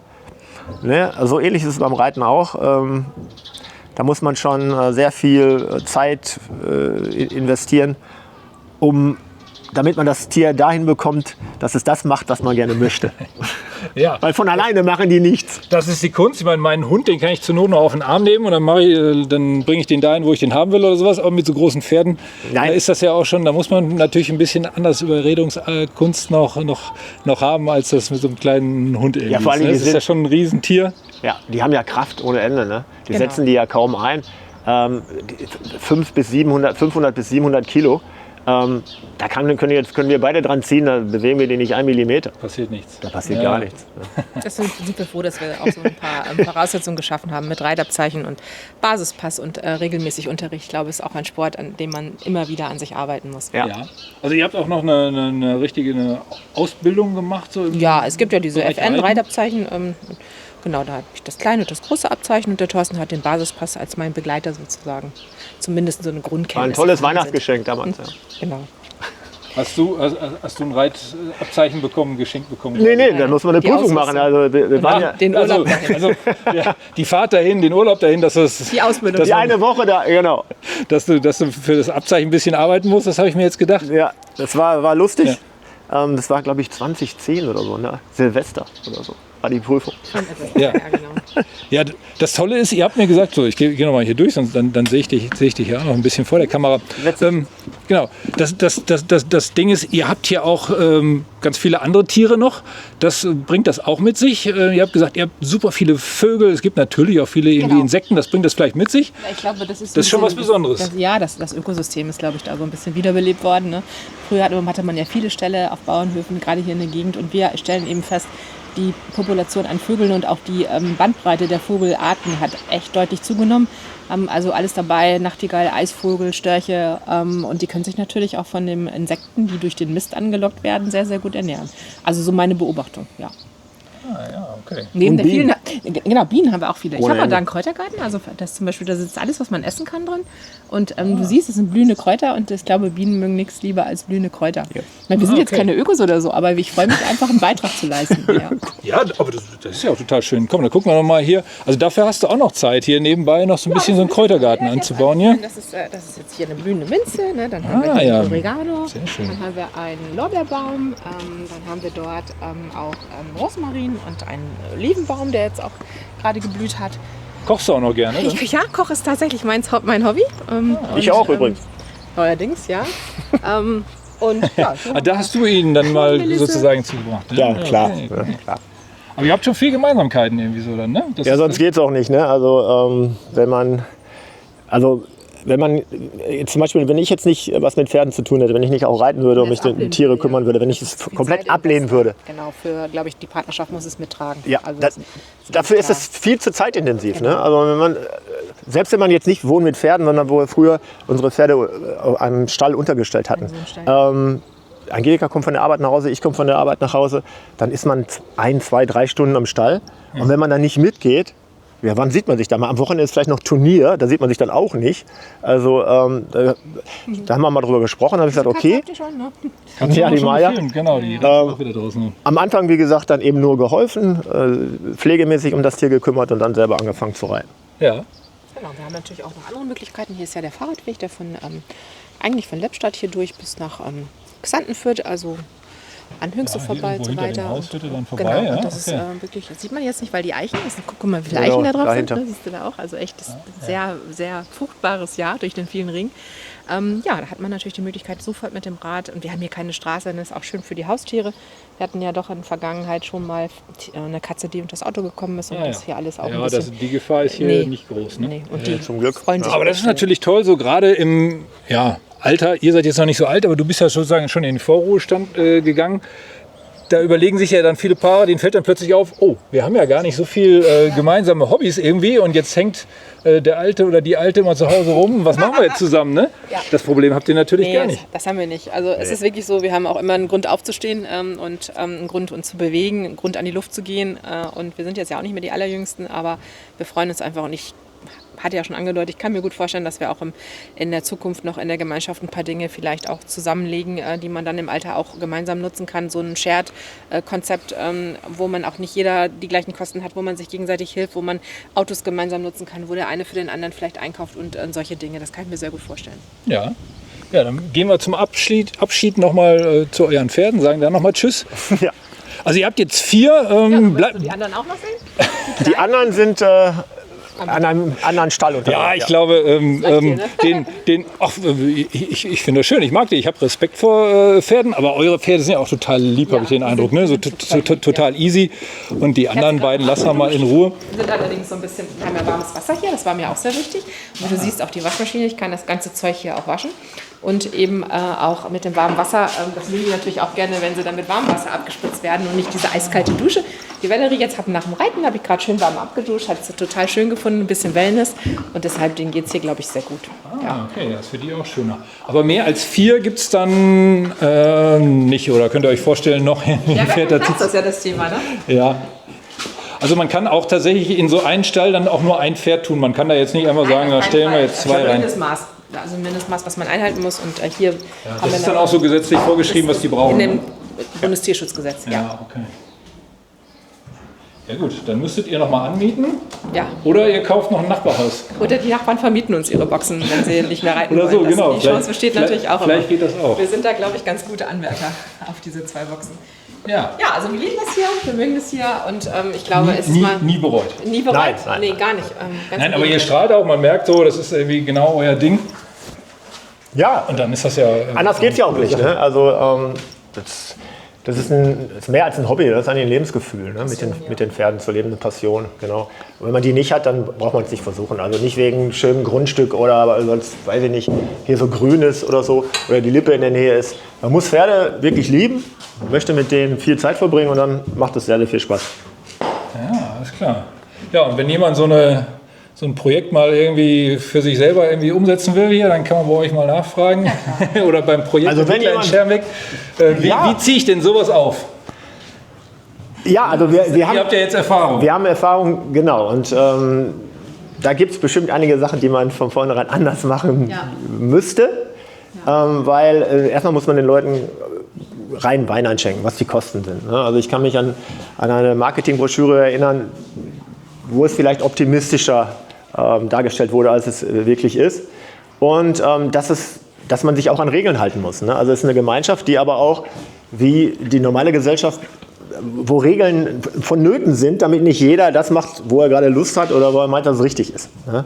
Und damit muss man sich auch im Klaren sein. Man kann individuell sein Leben auch mit den Pferden so gestalten, wie man möchte, aber man lebt auch in einer Gemeinschaft und muss auch Rücksicht auf andere nehmen. Wie in der normalen Gesellschaft es sein sollte. Sollte ja, aber ja auch nicht immer ist. Und Ja, so. Das ist halt so. genau. Aber ja. Ja, man sollte deshalb nicht hier hinziehen, weil man denkt, hier kann ich machen, was ich will oder so. Oder in so eine Also für reine Gemeinschaft. Individualisten ist es sicherlich. Ja, ich glaube, das ist auch rübergekommen. Man hat gesehen, wie viel Arbeit das macht. Ne, zur Erinnerung kann man ja hier dann nochmal hier zeigen. Also eure ganzen Werkzeuge. Ja. Der Bild So, ist unser also- liebster Freund. Ne, hier kommt dann der Mist rein, das muss man machen. Da hinten ist noch so ein kleiner Trecker, glaube ich. Genau. Oder was, Genau, das Mann ist heißt der, genau. was sehen genau. wir Und da? der hat diese ganzen Aufsätze, wo man mit mähen kann, wo man mit transportieren Ballen kann, die werfen Ballen können, mit Container bewegen kann, die Halle mit Also abziehen ich kann. gucke jetzt mal, hier sehen wir sehen, das ist wahrscheinlich was, wo man so Heuballen mitgreifen kann. Rundballen, genau. Rundballen? Für extra, eigentlich, nee, Silageballen, ne? Extra für Rundballen. Und Rundballen und Silageballen. Ne? Das ist so eine Kehrmaschine, ne? Um die Wege hier zu säubern. Okay, also eure Gemeinschaftswege. Genau. Ah, Schneefeg. Das ist ein Mulcher für die Weiden. Okay. Ja gut, das ist klar. Ne? Ja, eine Schaufel. Und da haben wir dann noch einen, den wir hier pflügen können. Genau, das ist hier für Paletten, ne? Um die Paletten okay. zu bewegen. Und das ist hier, um die Hecken zu schneiden. Ah, Und Bäume. okay. Das sind alles wechselnde Aufsätze für eine und die gleiche Maschine, die natürlich gemeinschaftlich angeschafft wurde. Genau, und das ist auch sehr Wer benutzt den Bagger hier? Sind das hauptsächlich die Herren oder sind die Damen auch schön Es am... sind tatsächlich auch Damen, die fahren. Ja, die fahren auch, ja. Ich jetzt nicht, aber meistens Herren, ja, stimmt. Ja. Da freut sich der ein oder andere Mann, dass er mal so einen richtigen, Ja, sag ich mal, ja, Rasenmäher hat, ne? Er macht Also lieber- ich gehöre jetzt nicht dazu, aber viele fahren den Weidemann heißt er sehr, sehr gerne. Ja. Ja, das kann ich mir vorstellen. Genau, das ist eine okay. eine Sämaschine, ne, um zu säen. Und hier sieht man auch mal euren ganzen Heuvorrat Genau, das ist noch der letzte Vorrat Für die- vom Winter. Der wird jetzt wieder aufgefüllt. für die 24 Pferde. Genau. Macht ihr das selber auf der Weide dann oder kauft ihr das ein? Das Heu? kaufen wir ein. Nee, das kaufen wir. tatsächlich von einem örtlichen Bauern ein, der uns seine ganze Ernte dann auch abgibt. Und Aber das macht viel Arbeit, glaube ich, ne? So Ja, selber Heu machen, ne? Das ist tatsächlich ein Lippebauer auch, ne, der eigentlich ja. Schweinezucht hat und der mehr Kapazität hat, als er verfressen kann. Und von dem kaufen wir das, also örtlich ein paar Meter von hier. Ah, okay. Also auch regional, alles regional Alles und, regional und und Bio. Absolut, ja. Ja. Bio wahrscheinlich nicht, aber Ich weiß nicht, welche Regeln es für. Gibt es Bio-Heu? ja, gibt es Ja? auch. Ja, man darf dann keine chemischen Unkrautvernichter und Dünger einsetzen. Was wir noch nicht gesehen haben, hinter der Halle ist der große Mistcontainer, wo dann Genau. Ja, ne? Also Also wo dann, können wir uns vorstellen, den großen. genau, wo die kleinen Container dann reinkommen und dann wird der. Ja, aber das ist zum Beispiel ein gutes Beispiel, weil das auch ein Teil der Gemeinschaftsaufgabe ist, die in diesem Fall sogar ich mache. Also ich bestelle die Abholtermine, koordiniere ich für die Abholung des großen Mistcontainers. Ja. Muss natürlich immer wieder geschaut werden, ist er jetzt voll oder nicht, aber eigentlich ist es ein zweiwöchiger Rhythmus. Und diese Rechnungen, die dann kommen, zusammen eben auch, wir entsorgen das in der Biogasanlage, zusammen mit den Belegen, dass wir es auch ordentlich entsorgt haben, also gesetzeskonform. Diese Verwaltung zum Beispiel mache ich. Ah ja, das sind ja nochmal Sachen, da hätte ich jetzt gar nicht dran gedacht. Also das heißt, ja, das macht so ein Bauer, so ein Reithallenbetreiber natürlich auch.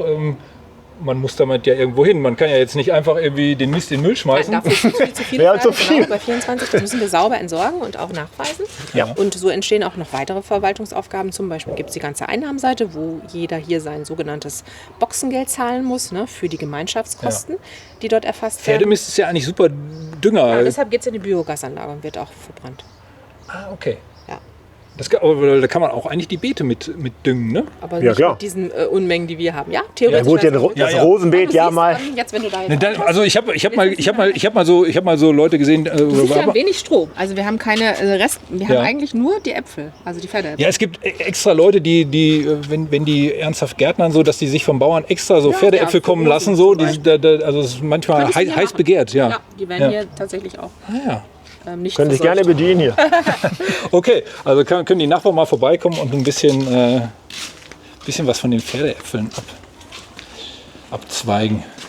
Ja, also schön. Ich bin auch überrascht, dass man bei euch relativ wenig so Pferdegeruch hat. So, ne? Also als ich einmal aus dem Auto gestiegen bin, habe ich gesehen, habe ich's gerochen irgendwie. Ja. Aber so hier bei euch, so auch auf der Terrasse und so, war das gar nicht so. Nee. Also das irritiert jetzt hier nicht. Das ist, weil die eben nicht eingestreut, also weil die Ja. eben nicht diese Heumatte haben, ne? Also wo quasi Stroh auf Stroh auf Stroh, sondern weil jeden Tag alles rausgeholt wird. Ja, Ja, genau. das ist toll. Und das will man ja aber dann, auch wenn man hier lebt, dann Ja. will man das ja auch so haben. Man möchte ja nicht, wenn die Freunde vorbeikommen, Ja, irgendwie, ne, dass sie dann sagen, oh, bei euch wollen wir jetzt nicht grillen, weil da riecht es nach Pferd. Halt Ne? welche, die das auch sagen, aber alle kommen komischerweise gerne, weil es ist ja immer ein Highlight, weil man immer was zu quatschen hat und die Pferde im Garten natürlich auch raus und reingehen und jede Party auch beleben. Ne? Letzte Woche meinen Geburtstag gefeiert, dann standen die Leute mehr an einem Stellen als irgendwie auf der Terrasse.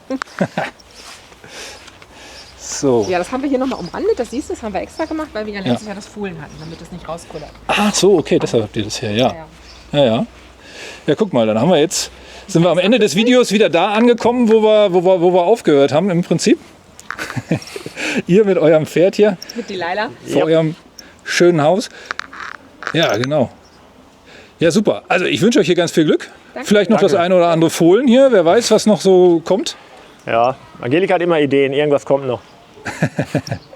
Ja, alles klar. Vielen Dank, dass wir hier sein durften Sehr und gerne. macht's gut. Dankeschön. Ja, danke, Bye, bye. ciao.